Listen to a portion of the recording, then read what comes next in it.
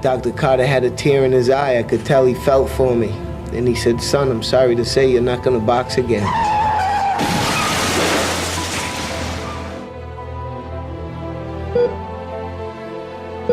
Vinny was involved in a very serious car accident that nearly killed him.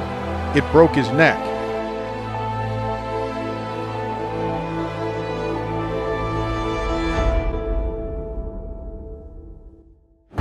I will tell you this, there is no more destructive belief in the world than to think that life happens to you.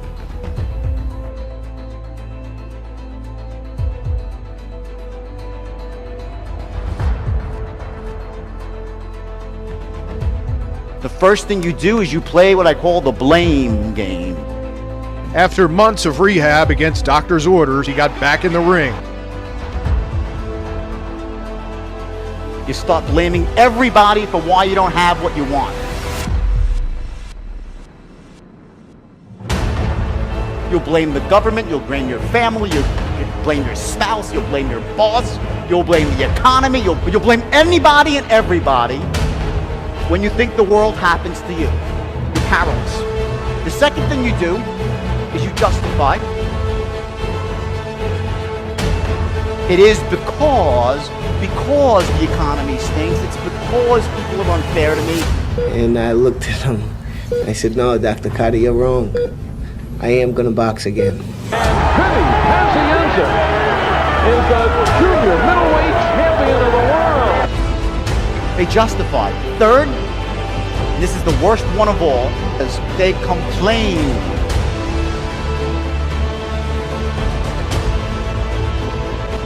When you're complaining, what are you focusing on?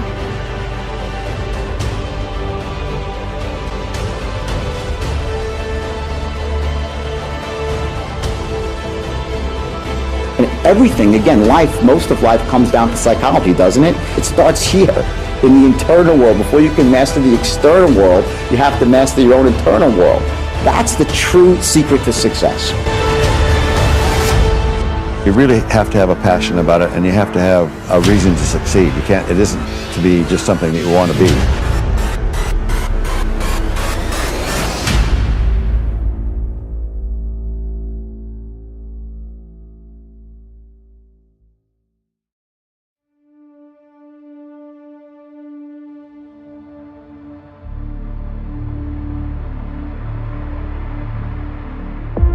He said, you don't understand what kind of man I am.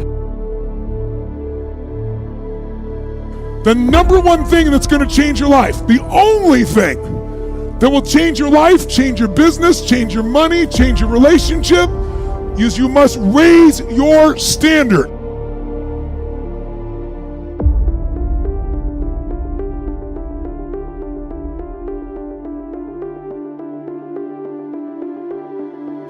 The only thing that changes our life long term is when we raise our standards.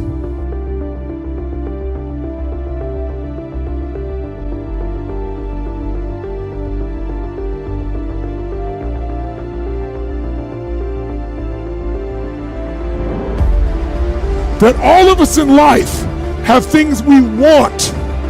We don't get what we want, we get what we have to have.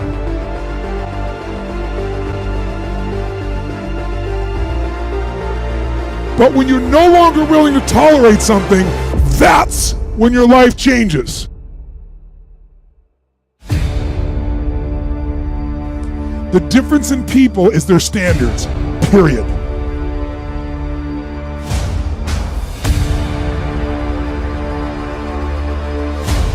Everyone in the world has a list of things they think they should do. I should lose weight. I should work out. I should spend more time with my kids. I should work harder. I should make more calls. I should. And then you know what? People don't do their shoulds and they get mad at themselves. They beat themselves up about it. What changes people is when your should becomes a must.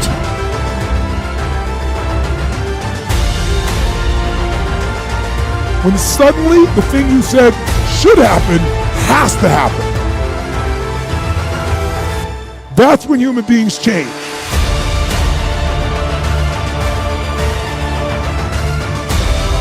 you want to take the island and you're the head of the army and you want to take the island, the most powerful way to take the island is burn the boats. Because if there's no way to go back, it's amazing what happens when it's a must to do something versus a should. That's what makes human beings succeed.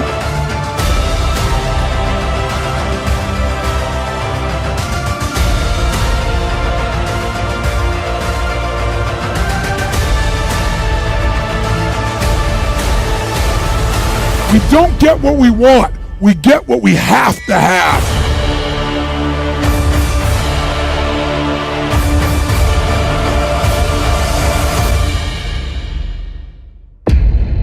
Every human being is thirsty for a vision.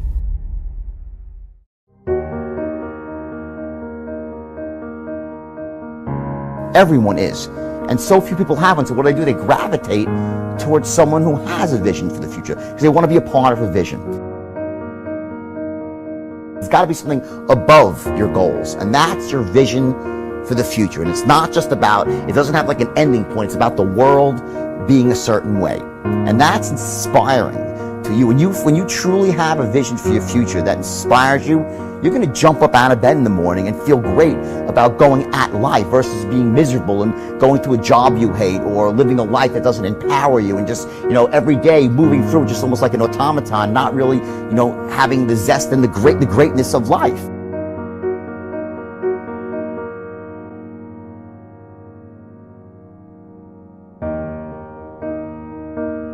As a matter of fact, I love it when someone says that no one has ever done this before, because then when I do it, that means that I'm the first one that has done it. So pay no attention to the people that say it can't be done. It's not because you set your goals too high and miss. You set your goals too low and you hit them. The difference in people is their standards, period.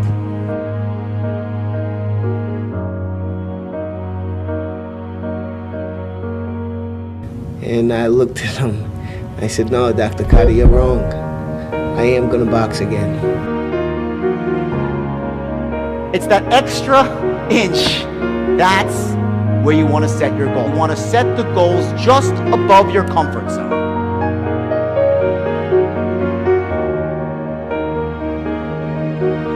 And I'm talking about not what your parents and teachers want you to be, but you. I'm talking about figuring out for yourselves what makes you happy, no matter how crazy it may sound to the people.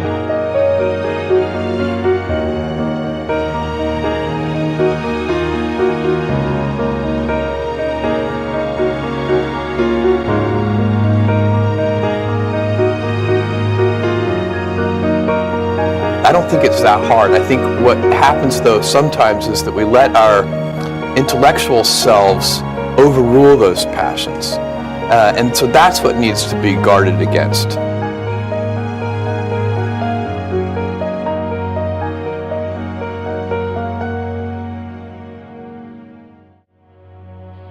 To tell you how much power you have in your mind. We are all a work in progress. We are all a work in progress.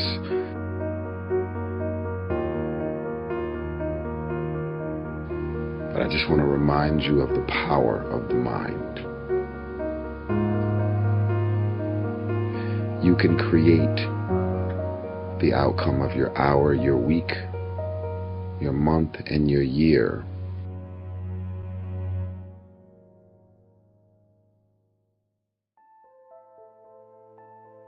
You just have to decide in your mind what you want it to be.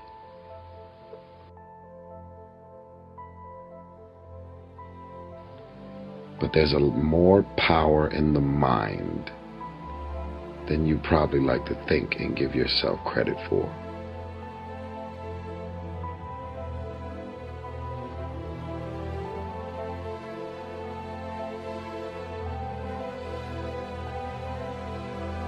And I looked at him. I said, no, Dr. Carter, you're wrong. I am going to box again.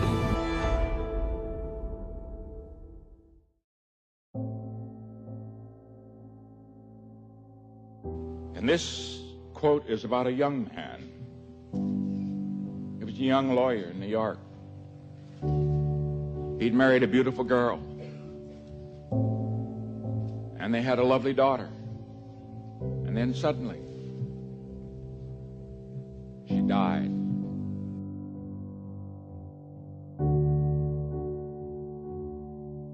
And this is what he wrote.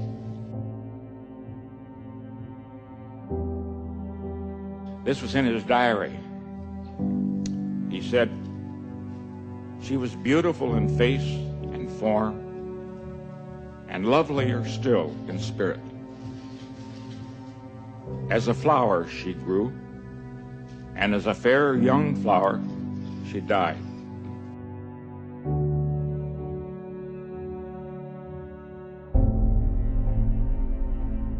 And when my heart's dearest died, the light went from my life forever.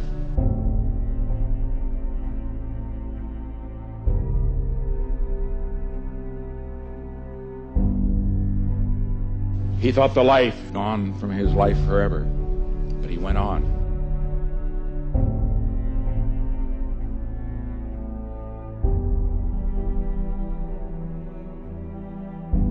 It's only a beginning, always. The young must know it, the old must know it, because the greatness comes not when things go always good for you, but the greatness comes and you're really tested.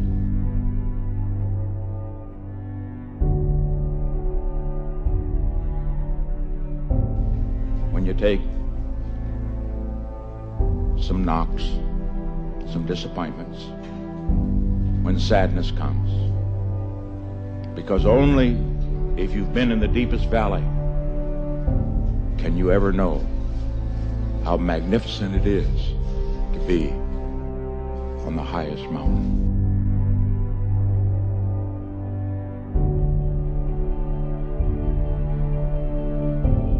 Always give your best. Never get discouraged. Never be petty. Always remember, others may hate you. Those who hate you don't win unless you hate them. And then you destroy yourself.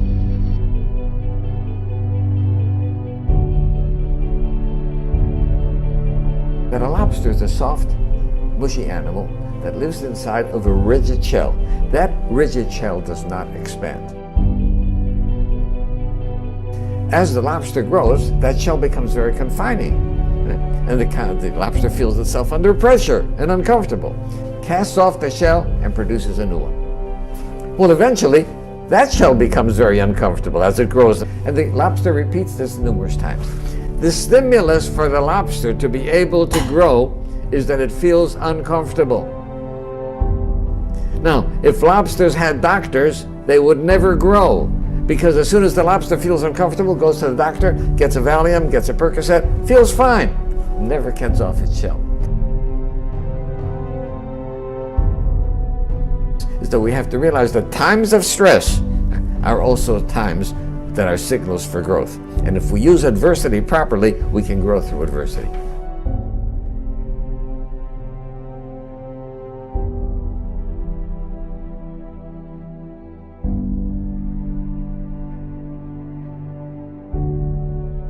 These things happen to you and you think you've been dealt a terrible hand or you've had bad luck, and when you just go with it, you just start improvising, suddenly you realize that you stumble upon some of the best things that have ever happened to you.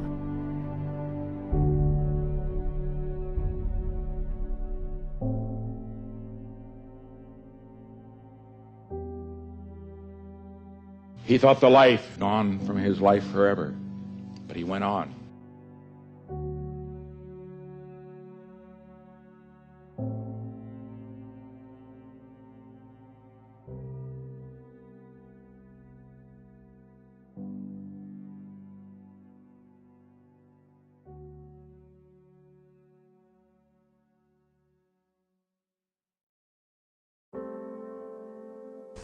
Sometimes, yeah, you've got to cut a little piece of yourself off, yeah, no matter how much it hurts, in order to grow, yeah, in order to move on.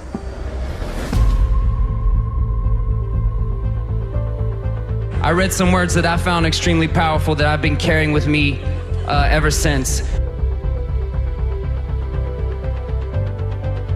It is not the critic who counts, not the man who points out how the strong man stumbles, or where the doer of deeds could have done them better. The credit belongs to the man who is actually in the arena, whose face is marred by dust and sweat and blood, who strives valiantly, who errs, who comes short again and again, because there is no effort without error and shortcoming. But who does always actually strive to do the deeds, who knows great enthusiasms, the great devotions, who spends himself in a worthy cause, who at the best knows in the end the triumph of high achievement, and who at the worst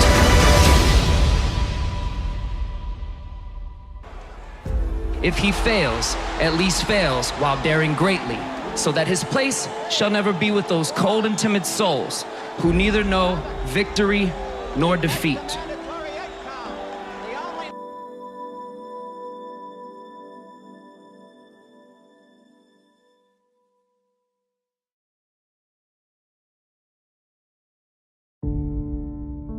You will have good days and you'll have bad days, but you will always learn something more or something new, and you will learn more overall on bad days than good days. I'm here to say you will make mistakes along the way. You will fall down. I have, many times. Even Ali did. But what we do after that fall is how we make history, because impossible is nothing.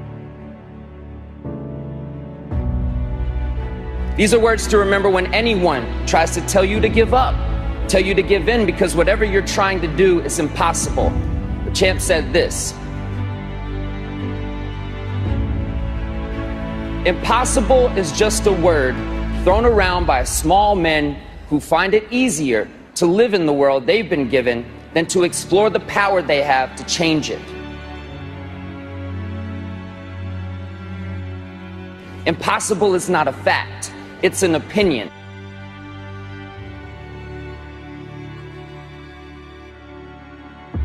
Impossible is potential. Impossible is temporary. Impossible is nothing. Muhammad always predicted from a small boy that he would be the world's heavyweight champion. He always said, told the kids in the neighborhood, I'm going to be champ of the world, I'm going to do this, I'm going to do that.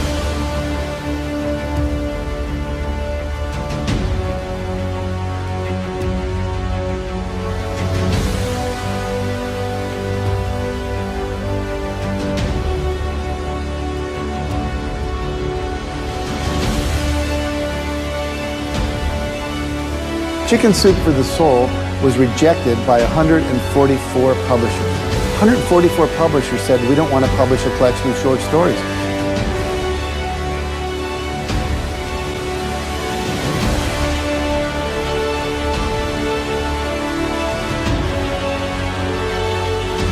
Now, have you ever told someone your dream and had them laugh out loud? He laughed out loud. Now, if we had given up after 100 publishers had said no, I wouldn't be standing here today. And so you've got to be willing to persevere. Because we didn't take no. See, when the world says no, you say next. I think the biggest disability that we have as human beings is unbelief.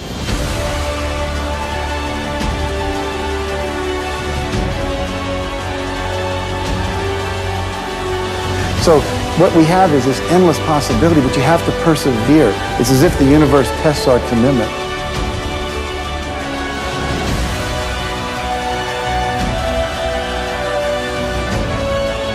And so today we have 147 titles in print. We sold over 115 million copies. We're in 47 languages.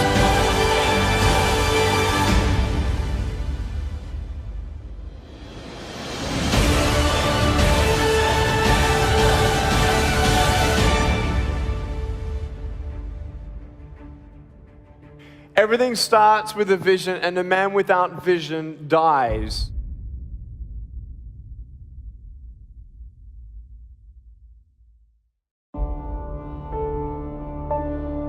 A brass bell that hangs in the center of the compound for all the students to see. All you have to do to quit is ring the bell. Ring the bell, and you no longer have to wake up at 5 o'clock. Ring the bell, and you no longer have to be in the freezing cold swims.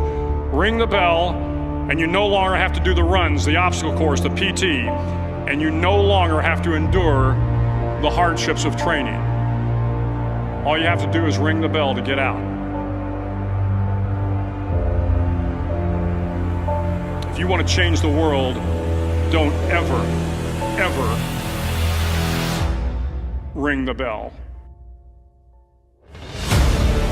I have to shut it all out.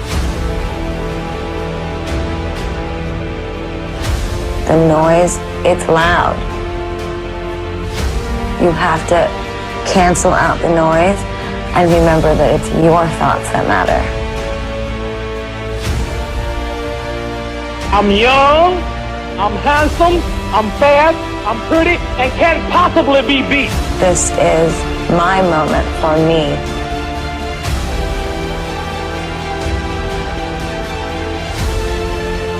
You will learn more about yourself, you'll learn more about relationships, you'll learn about life and principles, and it'll build your character. So if you're willing to decide what you want, believe it's possible, consciously envision the future, feel the feelings of what it would feel like if you had achieved this goal, you can have anything, and then you take action. I am the greatest.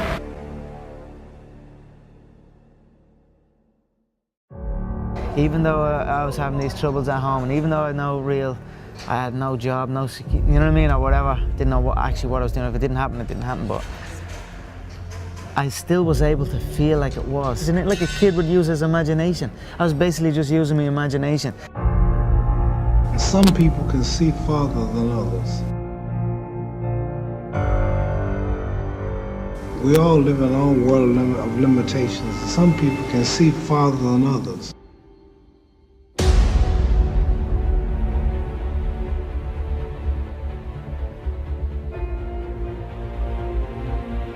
I have a big vision. I put a lot of effort, a lot of sacrifice in things I do. If I don't do it, it means I don't believe in it. In this, I believe very strong, and I will not give up until I'm top of the world. So that's the way it works. You aim for the top, you don't aim for the second. Second place is the first place among the last ones, and that's not my target. I try to do it almost every day. This is why I'm in a top level many years. Because I do it extra outside.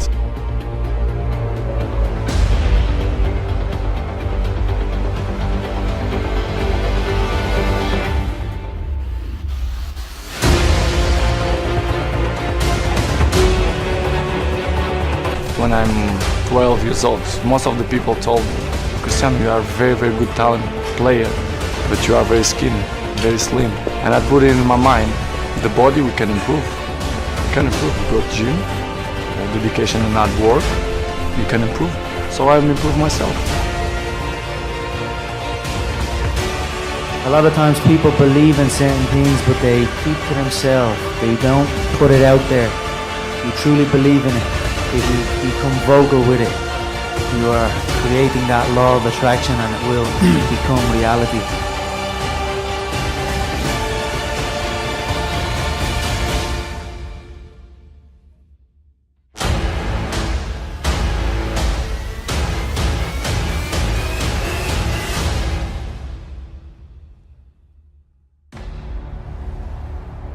I want you to see yourself doing what you want to do, experiencing what you want to experience it.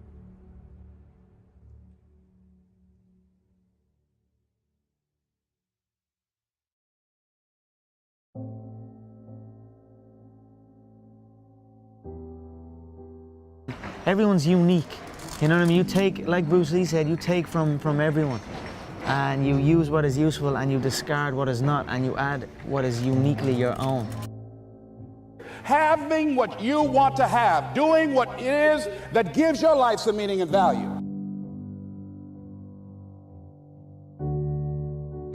People who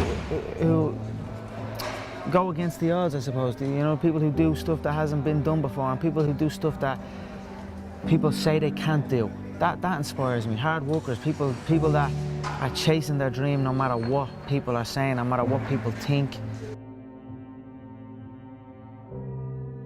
Is a lot of people just go do what they feel like they should do and live with the status quo and you know, go live by all these rules and hey, this is going to be okay. You know, just go accept your average 9 to 5 rather than striving for something, because the ultimate goal isn't to succeed or fail. The ultimate goal is to give it everything you have for something that's on your heart and a dream, and pursuing that. And if you get to live out your dream every single day, then the result doesn't matter. I can look back 20, 30 years from now and be able to look at this time and say, you know what, I gave everything I had. Dreams are based on something that's in your heart, that are passions, that are something that you want to go try, not on chances.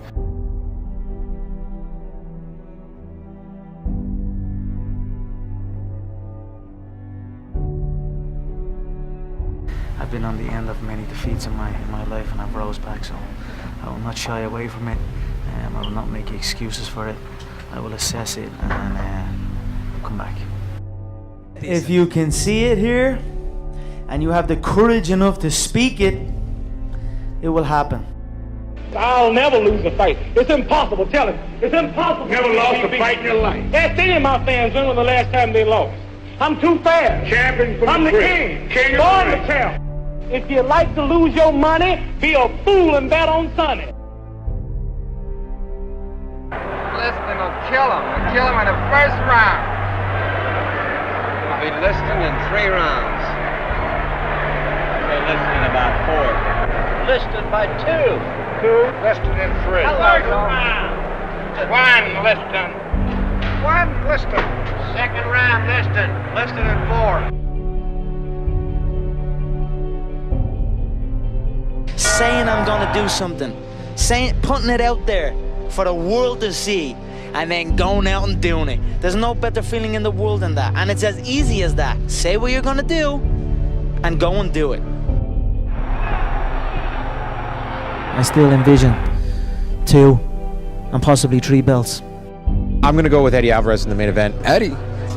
I don't see how Conor can beat a heart like that. I think Alvarez wins. I think Eddie has all the tools to get the job done.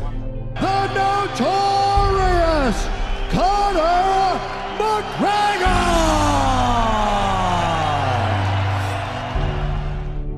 3/4 of a mile, the effort was still barely perceptible. The time was 3 minutes, 0.7 seconds. A 4-minute mile was possible. Somehow, to do it, I had to run the last lap in 59 seconds. I felt that the moment of a lifetime had come. Those last few seconds seemed never-ending. A faint line of the finishing tape stood ahead as a haven of peace after the struggle. I knew I had done it before I even heard the time. I felt as if I was too close to have failed.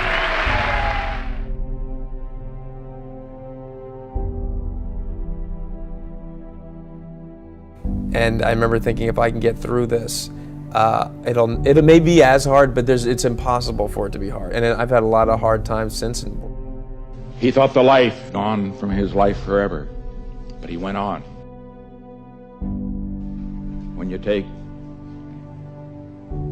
some knocks, some disappointments, when sadness comes, because only if you've been in the deepest valley can you ever know how magnificent it is to be on the highest mountain.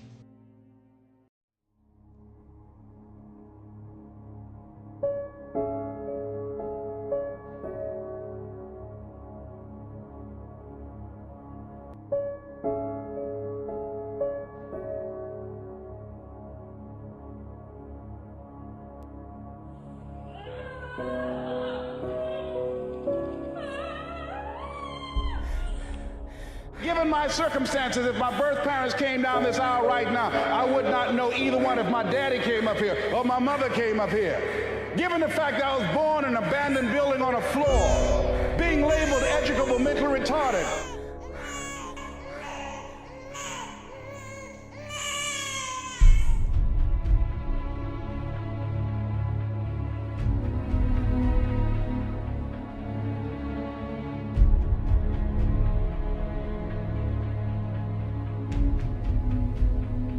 She said, no one could have convinced me that day when I walked in that house and this lady was holding you and your brother. And she said, ma'am, I want you to promise me two things. And she said, what is it? She says, one, promise me that you won't separate them. She said, I want them raised together. I want them to know each other. I got pregnant while my husband was away in the war and I can't keep them. Promise me that you won't separate them. She said, I promise I won't. I've never had children. I promise I won't separate them. And she said, promise me that you'll never tell them about who I am, because if my husband ever found out, he would kill me. She said, I promise. And she said that she gave them to us, and she kind of cried, and she was walking out the door, and she looked at my adopted mother. She said, remember, don't you separate them.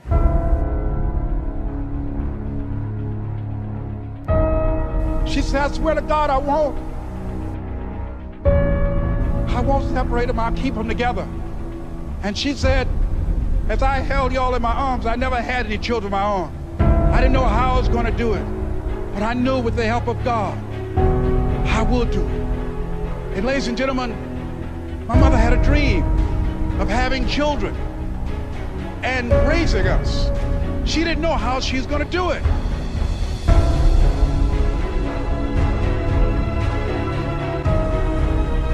See, when I was in the 5th grade, I was identified as EMR, labeled educable mentally retarded. Put back from the 5th grade to the 4th grade. I failed again when I was in the 8th grade. I have no college training. And a man changed my life, and I'll never forget his name, Mr. Leroy Washington. He's in his 80s now, and he's blind from glaucoma, but he gave me a different vision of myself. I was in his class waiting on another student. He came in and said, young man, go to the board and work this problem out for me. I said, oh, sir, I can't do that. I said, why not? I said, I'm not one of your students. He said, look at me. Yes, sir. Go to the board and work the problem out anyhow. I said, sir, I can't do that. He said, why? I said, sir, because I'm educable mentally retarded, sir. I'm in special education. And the students started laughing. They said, that's Leslie. That's not Wesley. He's DT. Wesley is the smart twin. He said, what does DT stand for? I said, I'm the dumb twin, sir. And as the students laughed at me, he came from behind his desk, he looked at me and he said, don't you ever say that again. Someone's opinion of you does not have to become your reality.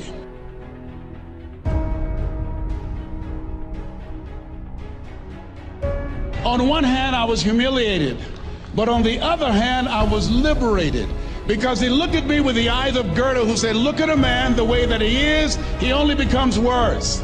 But look at him as if he were what he could be, then he becomes what he should be.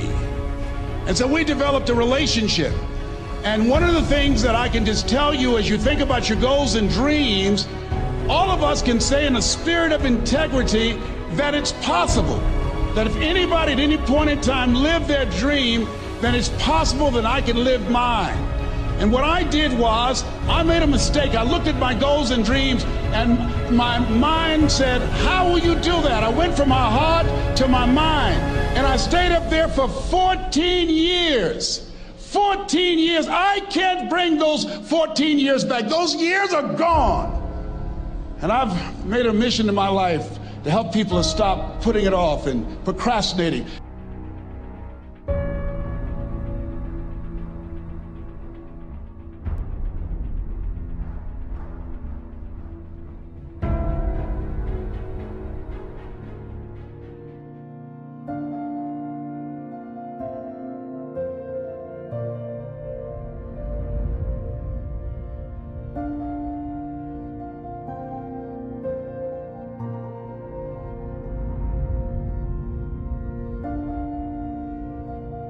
The first time I stood up to speak, I stood up and my mind set down.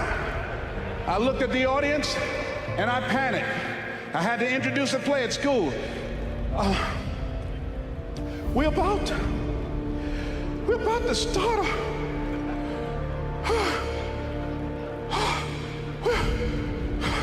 Ran off, Mr. Washington. Mr. Brown, where are you going? Mr. Washington, I can't think, sir.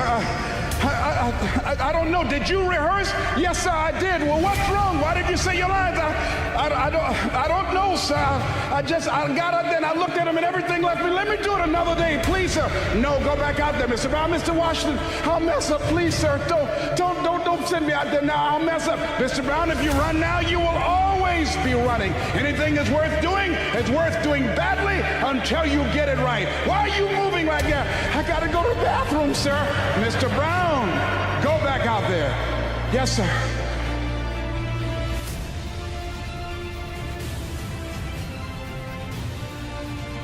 We're about to start a play called 12 Angry Men, directed by Mr. Leroy Washington.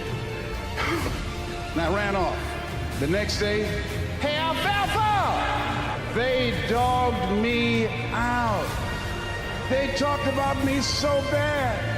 The next time another event came up, Mr. Washington, Mr. Brown, you're up. I said, no, Mr. Washington. Everybody says, no, not him. I said, they're right, Mr. Washington, not me. He said, Mr. Brown, you're up. Yes, sir. And I went out, and pretty soon, when people laughed at me, it didn't bother me. They would throw paper, and I could catch it without losing my concentration. And then one day, I came out, and a hush went across the audience, because it must have been something about me that indicated that I'd come to myself. And Mr. Washington had been practicing with me to give a presentation. And I looked at the audience and I said, I choose not to be a common man. It's my right to be uncommon if I can. I seek opportunity, not security. I do not wish to be a kept citizen, humbled and dull by having the state look after me. I want to take the calculated risk, to dream and to build, to fail and to succeed. I refuse to live from hand to mouth. I prefer the challenges of life to the guaranteed existence, the thrill of fulfillment to the stale calm of utopia. I will never cower before any master, nor bend to any threat. It's my heritage to stand erect, proud and unafraid, to face the world boldly and say, this I have done.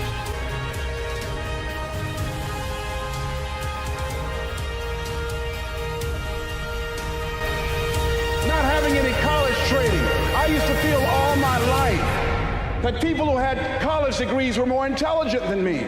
I remember going to see the late Dr. Norman Vincent Peale, the author of the book, The Power of Positive Thinking. And I used to look at him up on stage and I said, I could do that. I would love to talk to people. I love to talk to people. And I said, I could do that. But then when I started going back to my car, my mental conditioning activated itself, and it said, Les Brown, you can't do that. You don't have a college education. Les Brown, you can't do that. You don't have the training. You've never worked for a major corporation. You can't do that. What makes you think you can earn $5, $10, $15, $20,000 in an hour? You don't earn that now working for 2 or 3 months.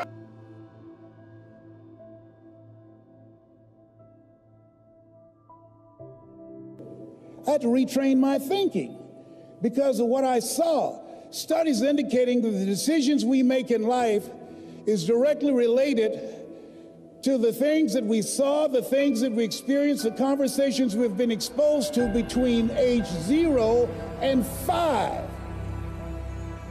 And so as a result of that, my experience, I had to begin to engage in a process of retraining my mindset. And I didn't even know what I was doing.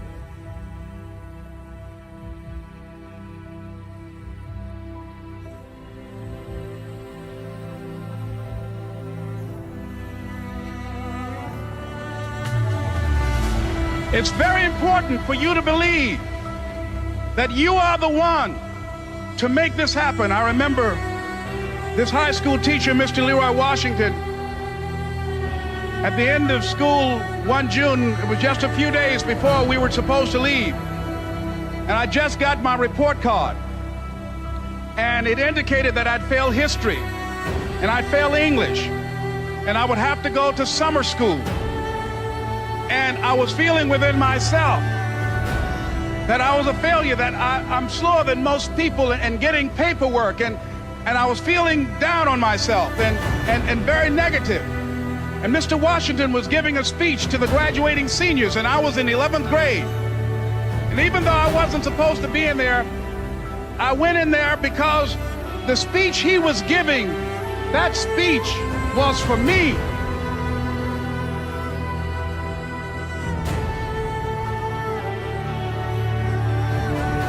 And as he talked, my heart began to beat fast. Tears began to run by my eyes, and I was in the back just listening to him. He said, as graduating seniors of Booker T. Washington High School, I want you to know that you're blessed and highly favored, and that as you go toward the future, begin to know that you have greatness within you. And if just one of you here begin to envision yourselves as being blessed and highly favored to reach your goals, if just one of you capture the essence of what that means, that you have greatness within you and a responsibility to manifest that greatness, that you can make your parents proud, you can make your school proud, you can touch millions of people's lives, and the world will never be the same again because you came this way. And the students gave him a rousing standing ovation. And as he left the auditorium, I ran down the steps and I caught him in the parking lot. I said, Mr. Washington? He said, yes. I said, do you remember me, sir? My name is Leslie Brown. My mother, she works in the cafeteria here. I'm one of the twins, Leslie and Wesley. I said, Mr. Washington, but you know, I got these big dreams. You know, I like talking to people. I love people. I said, I want to work with people, and I got this dream of buying my mama a home. Could I do that, Mr. Washington? He said, it's possible, Mr. Brown. And as he walked away, I called him again. I said, Mr. Washington? He said, what do you want now?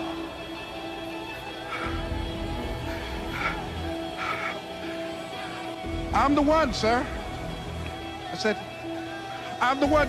You remember me, sir. I'm Miss Mamie Brown's boy. I'm the one. I'm the one.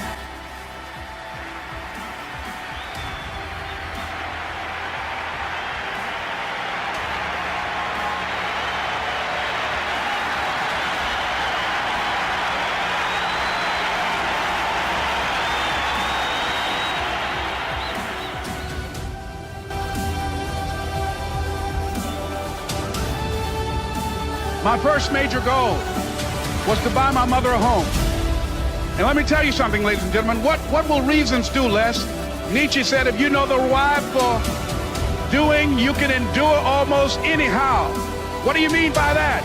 If you know why you're doing something, when the hard times come, and they're going to come, when the disappointments and the rejections come, and they're going to come by the truckloads, your reasons will be your rod and staff to comfort you, to pick you up. Once again, I got a saying on one of my tapes, if life knocks you down, try and land on your back, because if you can look up, you can get up. Let your reasons get you back up.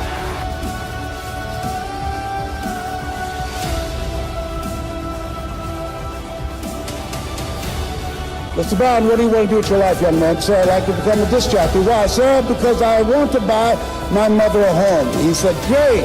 Listen to Paul Harvey. Here are my car keys. Go in the car, 12 noon. He comes on every day. Why? Because if you want to be successful, study the people that are doing what you want to do. He's the best in the world when it comes to communication.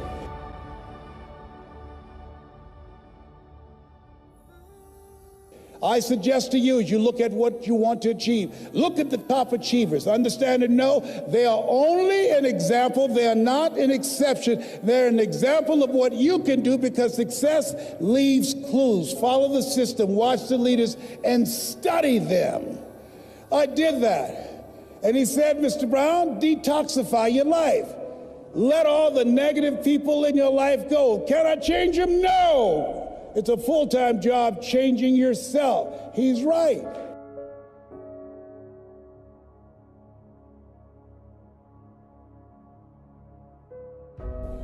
All my life, people have always compared me to my brother because I'm not smart like him. It takes me longer to get things than most people. I have to hear it again and again. But once I got it, sir.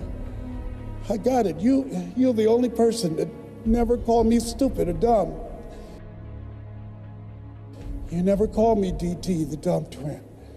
You look at me like I'm somebody.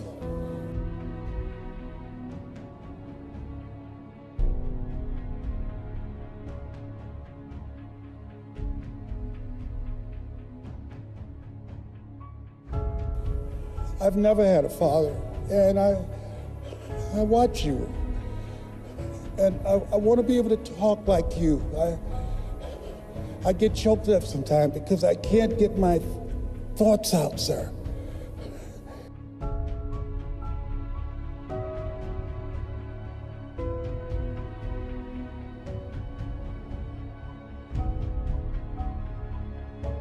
But I want to do what you do, and I want to make my mama proud. He said, you can do it, Mr. Brown.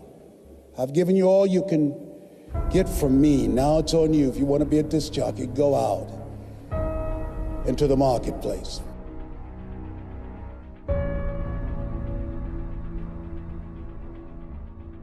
I became the errand boy for the disc jockeys. I'd go get their lunch and their dinner, and I'd stand in the control room watching them move their hands, knowing my time will come. One day, it was a Saturday afternoon, a disc jockey by the name of Rockin' Roger was drinking while he was on the air.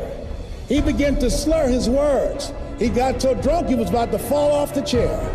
And I was the only one there, looking at him through the control room window.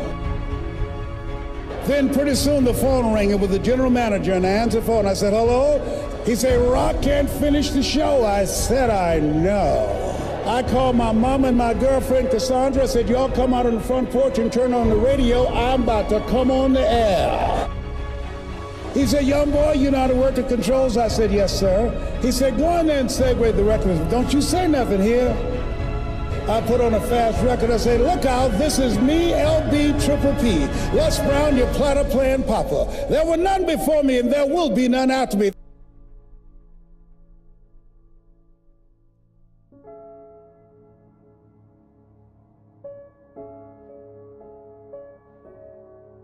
I remember when I bought the home for my mother, and she came out of the car. When I opened the door, I said, Mom, I think I know these people in this house.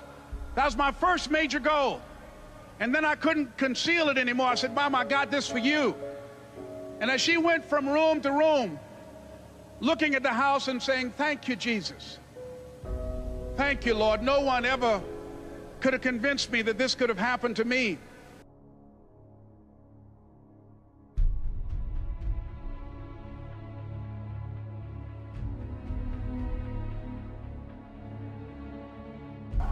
I remember when I was in broadcasting, when I was a disc jockey, I became very controversial, not only being a disc jockey, but I felt that radio was something that you not only entertain people with, but you also empower them, you educate them. And I got fired. I didn't just leave, they fired me. They took my microphone. I thought that was who I was. No, ladies and gentlemen, it wasn't. I had to do something else. And I didn't know what else I could do.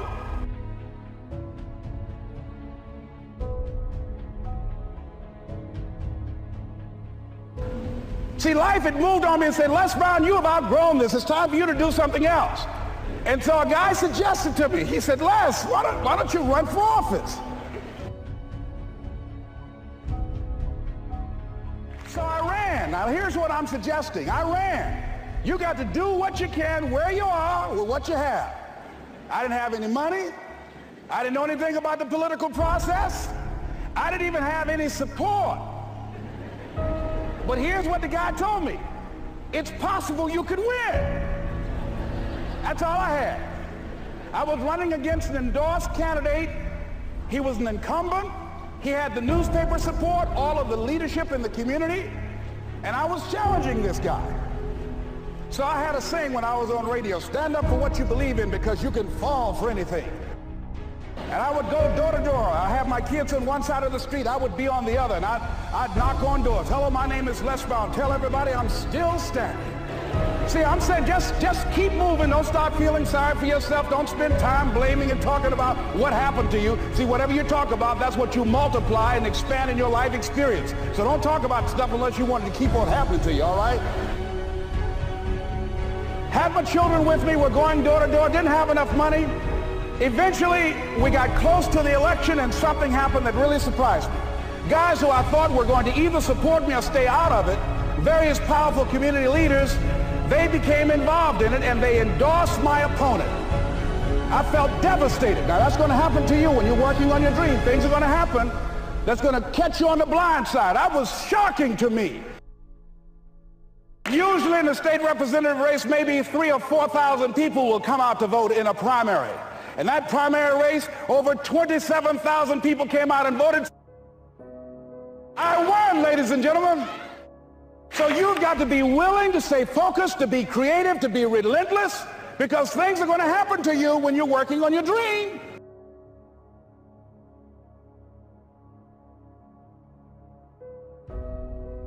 And so, but things happen in life. When you have goals and dreams, things happen. Had no idea. Midway of my third term, my mother became ill. She was diagnosed with breast cancer. My brothers and sisters called me and said they're going to put her in a nursing home. And I said, no. They said, we thought you would say that. We've interviewed the best nursing homes in Dade County. I said no. So I had a problem. How can one woman raise 7 children who couldn't take care of themselves, but 7 grown people couldn't take care of one woman? I had a problem with that. So I resigned from the Ohio legislature and I came back to Miami to take care of Mama, and took care of her until 89. When I decided to become a speaker, I didn't just quit my job and just ran out and say, I'm a motivational speaker. No. What I did was, I decided to start looking at other people that were involved in the speaking profession. I volunteered to work with some speakers so that I could learn. I've been an entrepreneur for 20 years. This is my 21st year. I could have been speaking and training for 34 years. But for 14 years, I was living in my head. For 14 years, I stopped myself. For 14 years, I used to go see Zig Ziglar, that I considered the #1 motivational speaker on the planet. Zig Ziglar and Tony Robbins, they're the best on the planet. Bob Proctor, they're the best on the planet. Jack Canfield, Mark Victor Hansen, T. Harv Eckert. I would go and see them, and then I would leave, and my conversation with myself was, my heart would say, I can do that. And then my mind would ask, how? How would you do that, Les Brown?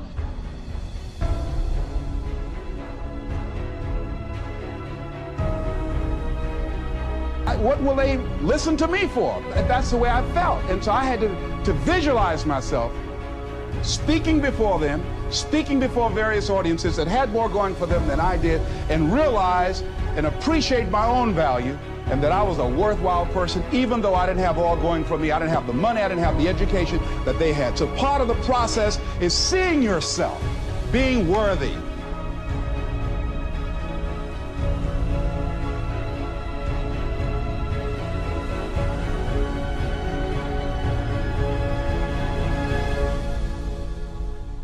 I never worked for a major corporation. I wanted to speak for corporations. I was afraid I would be exposed because I don't have a college education. I felt inferior because of the fact that I don't have a college education. I allowed that level of fear of failure to stop me. And because I never had any experience in it, I assumed that I could not do it. I was paralyzing myself by believing and assuming the limited part of myself as opposed to believing that I had something special.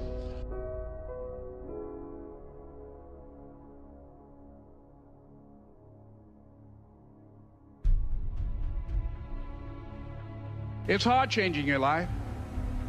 It was hard when just over 3 years ago, in the Penobscot building in Detroit, Michigan, where I was operating my business, and I fell on some hard times, and I was sleeping in my office.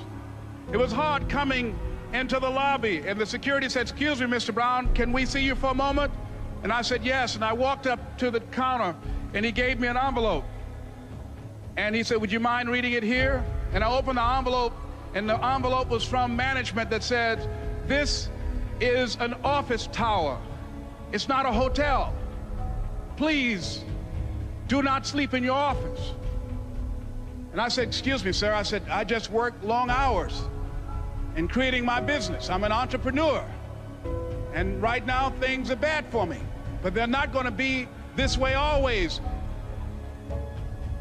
And I just asked for the opportunity to continue to operate like I'm doing. I'm not trying to make this my home. And it was hard coming through the lobby. And sometimes they would laugh. There's a guy talking about becoming successful. And look at him. He's bathing in the bathroom upstairs on the 21st floor. He sleeps on the floor. Him and two other dreamers up there. Look at him. It was hard, ladies and gentlemen, coming to speak to people. And I was facing financial difficulties in my own life. I was behind on my bills and my dreams, and I'm saying to them, you can live your dream. It was hard, ladies and gentlemen. It was very difficult to pick myself up each day believing that I could do it. There were times that I doubted myself. I said, God, why is this happening to me? I'm just trying to take care of my children and my mother. I'm not trying to steal or rob from anybody. Why did this have to happen to me? It was very hard. And here's what I want to say to you. For those of you that have experienced some hardships, don't give up on your dream. No one could have convinced me by holding on, by continuing to push forward, by continuing to run toward my dream, that one day I would have my own talk show. It's a long shot, ladies and gentlemen, from Liberty City, an abandoned building on a floor, never knowing my mother or father. It's a long shot. Being here with you today in this dome in Atlanta, it's a long shot. No college training, labeled educable, mentally retarded, but I kept running toward my dream.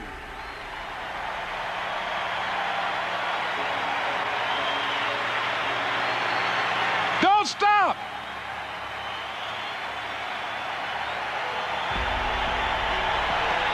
Don't stop.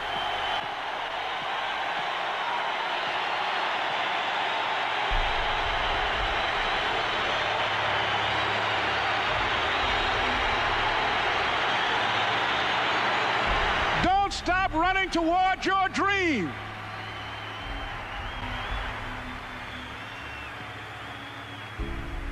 It's very important as you hold on to that dream. There are moments when you're going to doubt yourself. There are rough times are going to come, but they have not come to stay. They have come to pass. It's very important for you to know that. Don't say I'm having a bad day. Say I'm having a character building day.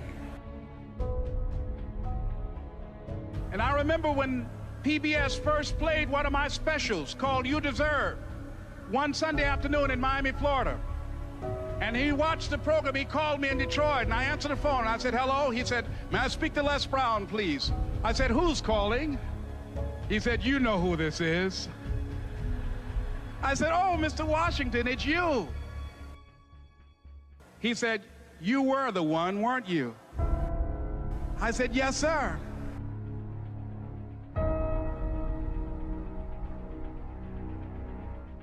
If you want a thing bad enough to go out and fight for it, to work day and night for it, to give up your time, your peace, and your sleep for it, if all that you dream and scheme is about it, and life seems useless and worthless without it, and if you gladly sweat for it and fret for it and plan for it, and lose all your terror of the opposition for it, and if you simply go after that thing that you want with all of your capacity, strength and sagacity, faith, hope, and confidence, and stern pertinacity, if neither cold poverty, famish, or gall, sickness or pain of body and brain can keep you away from the thing that you want, if dogged and grim you besiege and beset it, with the help of God, you'll get it.